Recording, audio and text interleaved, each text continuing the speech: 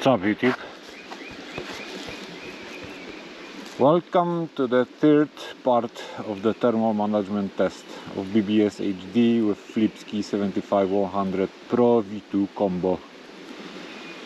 As you probably seen the previous video, or if you didn't, go watch it. There are some changes on the bike. We have a new front suspension, a new wheel, a new handlebar, new stem, new battery, new Flipsky case and new display. So those are most of the changes. The battery is now 72 volts. It's a 20S 3P configuration, created with 10 power 50X G cells. It has around 1000 watt hours of juice. The Flipsky case grew a bit because there is a step down mounted into it. So in order to run the display, we need to go with the voltage a bit lower. So the step down is producing 24 volts and it's powering the display. Yeah, I've used the OM Flipsky push button to switch this step down on and off. And yeah, I'll talk a bit later about this setup when we go up the hill. So without further ado, let's do it. Okay, let me just start the recording. And here we go.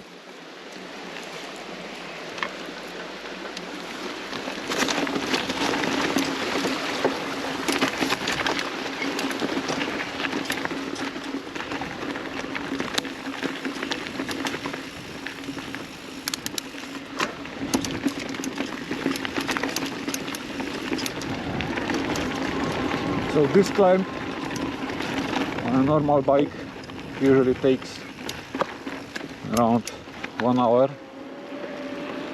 This is 550 vertical climb, I guess, and it's pretty steep sometimes technical. We'll see how it will go. So besides parts changes on the bike, there are also some firmware updates. The main update is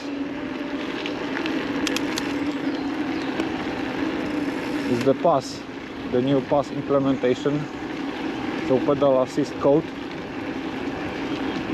In the original VESC tool app, there is a pass application, but it's running with pulling the sensors in a loop.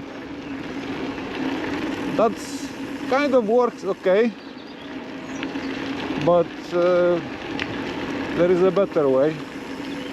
So I have written this, that it uses the interruptions to interrupt the processor code to store some data and then calculates the output RPM, the cadence actually.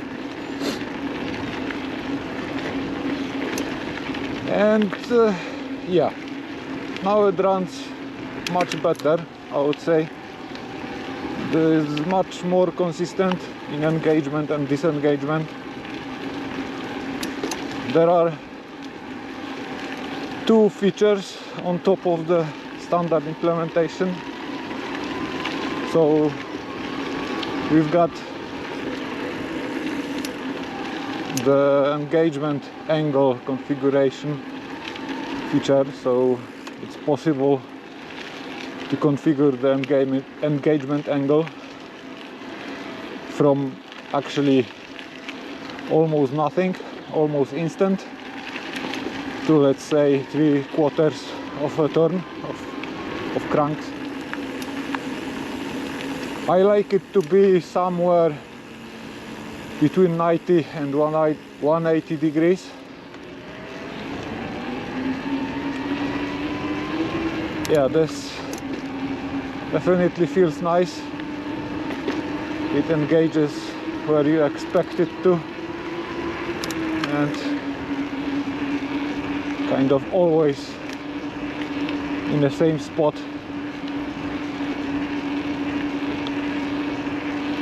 I didn't like this original implementation because, first of all, it was not so consistent. Second of all, it would spin up the motor, for example, when I'm mid-air and do some partial crank, and this was something that really annoyed me.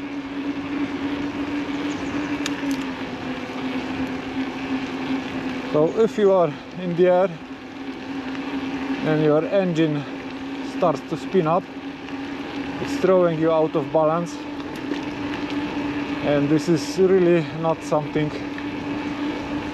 you want.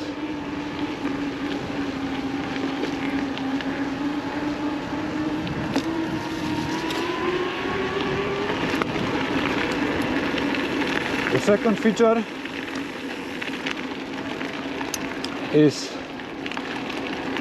like instant disengagement of pass when you back pedal. So it takes usually, it actually depends on the start RPM you define in VESC app, how long it takes this pass, cadence sensing pass, to disengage.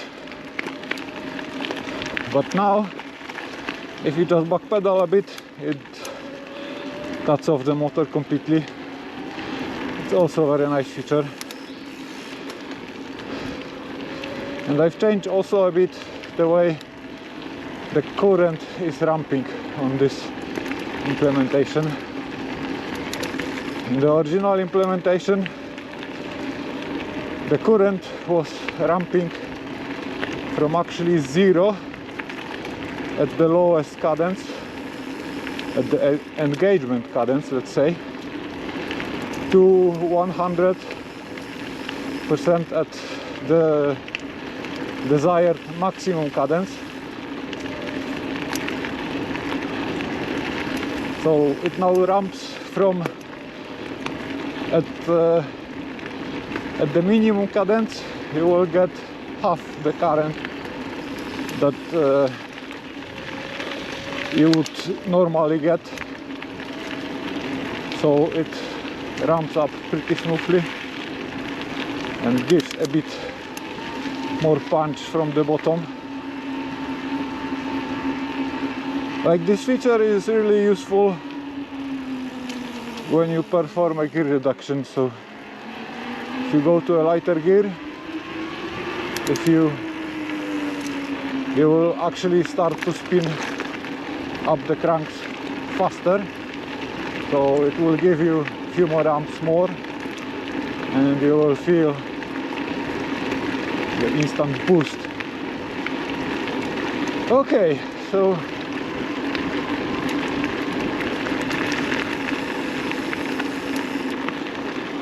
where are we with the temperature? Oh, we are pretty high. 90.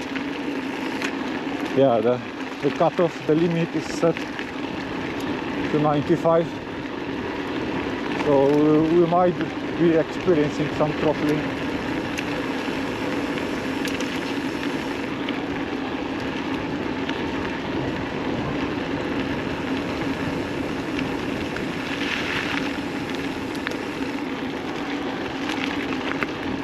Ooh. This is the part where you, when you are on a regular bike, you just scream to God so that it ends, because it's steep and straight, and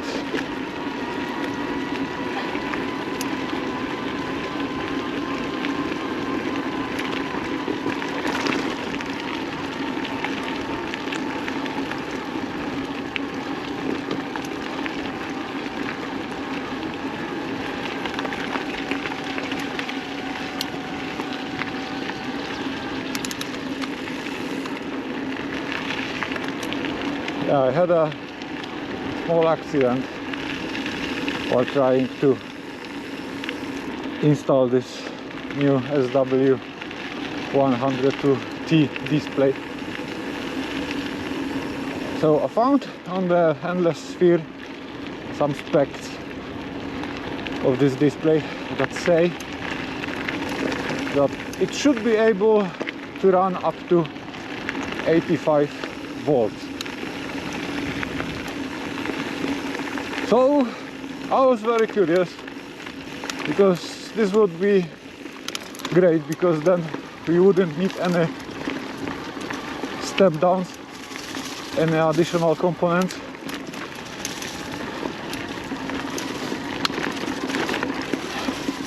So I've connected it directly. It started, it ran for a while, but it threw a 30H error. So the 30H error means that there is no communication with the controller, I think. And yeah, what does it mean? So I was confused what is actually going on. So I powered it off,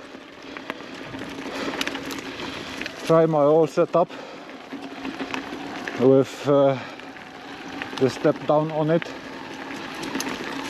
and the result was the same, 30H error. So as the outcome of it, I fried the controller's UART ports, and the communication was no longer possible. The display also didn't survive. After powering it on another time on like normal voltage, it just didn't power on, so completely fried. Yeah, so this tells us that this display is definitely not 85 volts compatible. But yeah, I had to try it.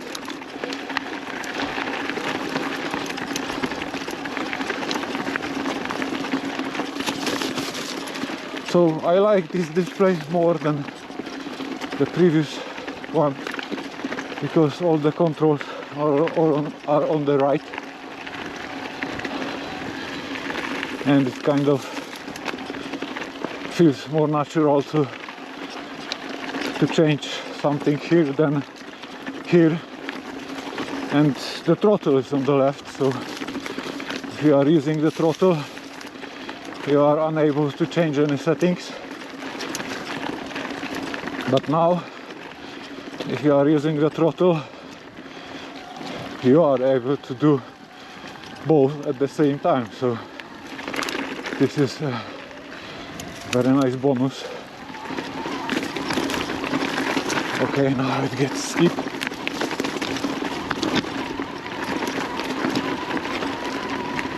Easy peasy.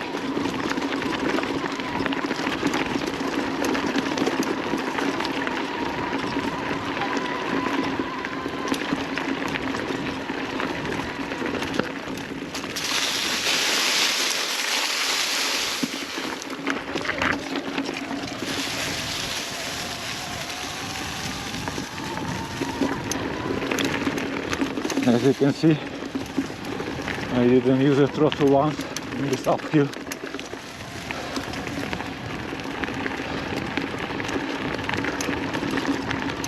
The bus is working so nice.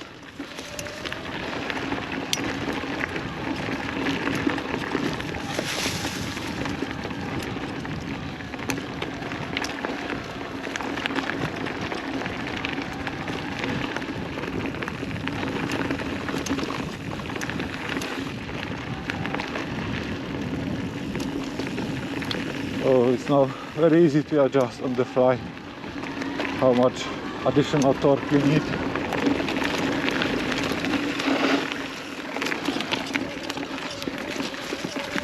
Oh no!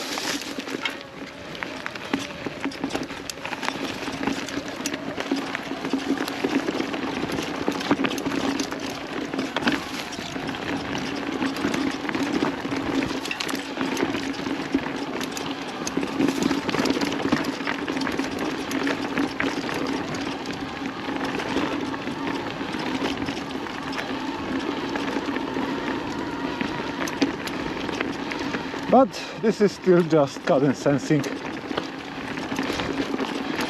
It's not torque sensing. Torque sensing would be definitely better. Oh yeah, what can you do?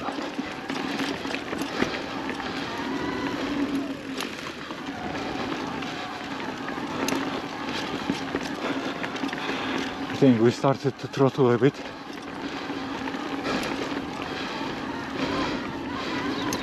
Due to high motor temp.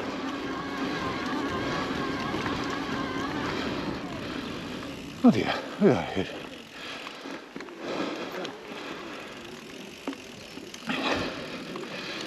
Okay, let's not waste any more time and just go straight for the downhill.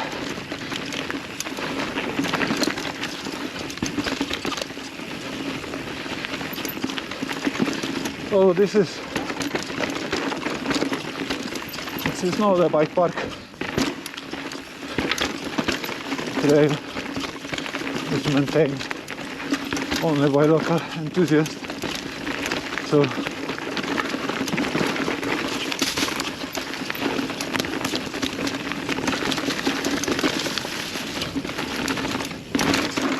it's rough sometimes.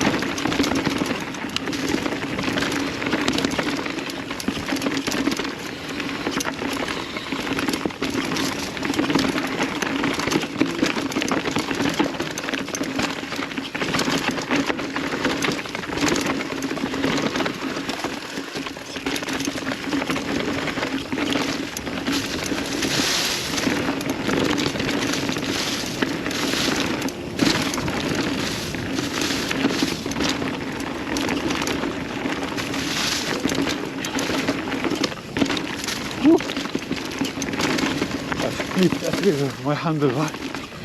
That doesn't. It's always not a good thing.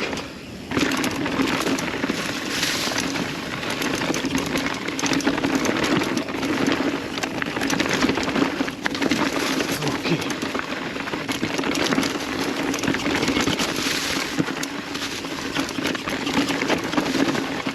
Now we are bits.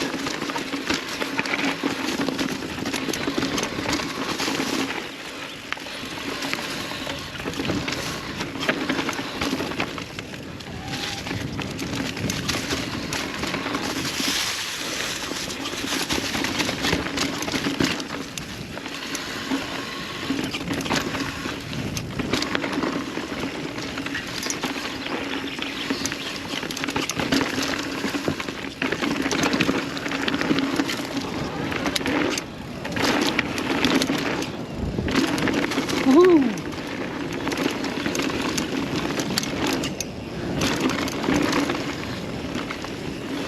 Oh, I skipped this one. I have no backup to take me to hospital. I think I should have turned the other way, or maybe not.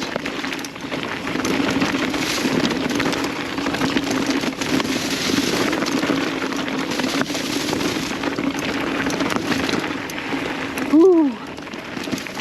This is rough stuff.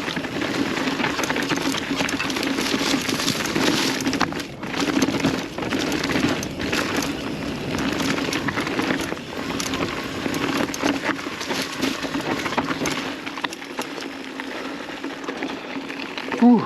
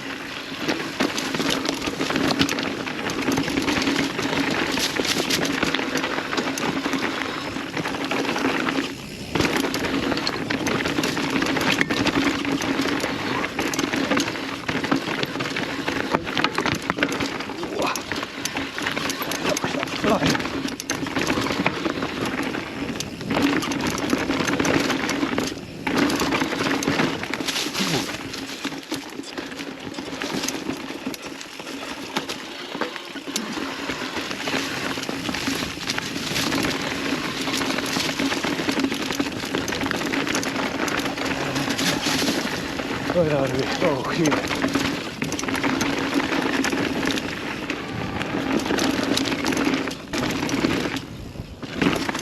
Woohoo!